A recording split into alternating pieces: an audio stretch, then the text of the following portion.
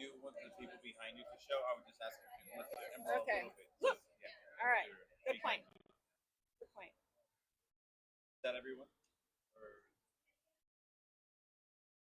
would you mind starting with your first and last name? Can you spell those out? Then Sure. give us your title. My name is Esther Sung, ESTHER SUNG.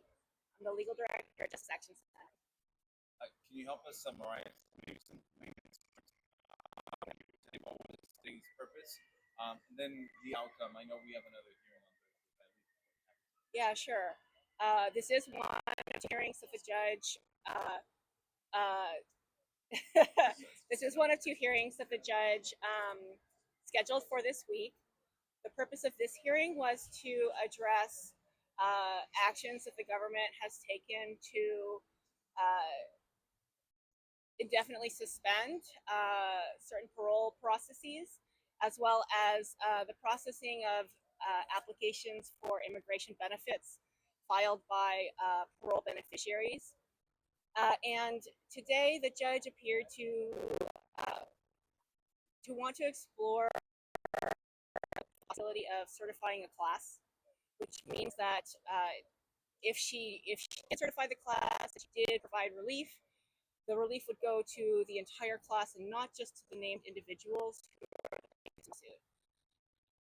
Because although we do have, I think, 18 individual plaintiffs who represent different parole processes, who are harmed by the federal government's actions in a variety of ways, there are thousands and thousands of more individuals who are beneficiaries of various parole processes or who have applied to sponsor individuals for parole under these processes who are similarly situated and who are also being harmed by the federal government.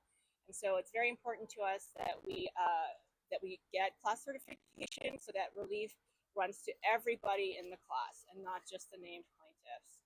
In addition to that, the judge seems to take her role in crafting relief here seriously. She wanted to explore the contours of the federal government's actions to ensure that she's addressing the relevant harms and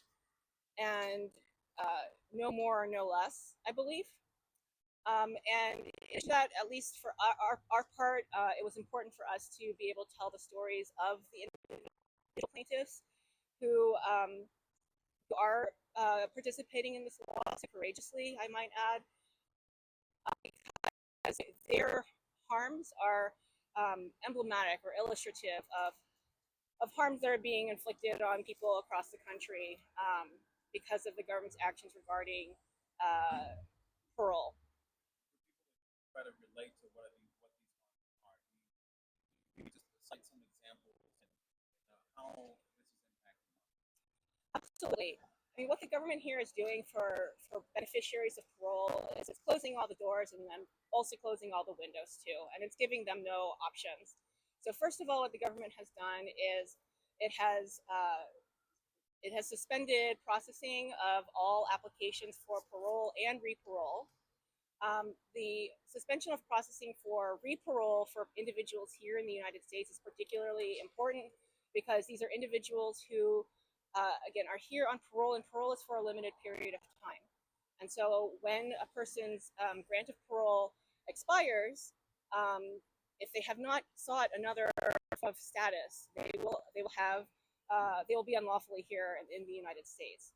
So that's one door. And then all of the other doors and windows that the federal government is closing have to do with an additional suspension that the federal government has imposed on the processing of all additional immigration benefits filed by or on behalf of parole beneficiaries. So when you are here in the United States, you are entitled to apply for any immigration benefit for which you are eligible. And that includes asylum, that includes temporary protected status, it includes green cards if you are eligible, employment-based visas. These are things that the immigration system that Congress has set up allows people to apply for. And what the federal government has done is it we will not process any of these applications. So that means that with the passage of time, people whose periods of parole expire, they have no other option, even if they are eligible for other lawful statuses, and even if they have applied for those other lawful statuses in a timely fashion, the government has said, no, we will give you no options whatsoever.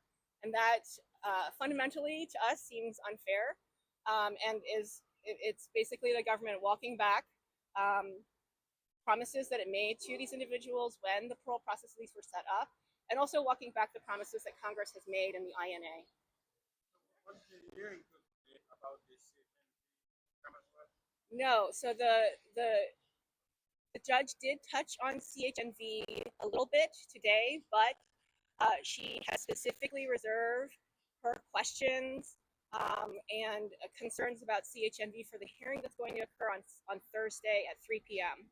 And that's because there's still briefing from the parties that's still in progress. And she also figured with the Federal Register notice that was issued on March 21st that officially terminates the CHNV parole processes, and that also clawed back or rescinded individual grants of CHNV parole. Because that was a later occurring event, it happened after we filed the original complaint. She just set that on a slightly different schedule, and so that's what the hearing on Thursday is for.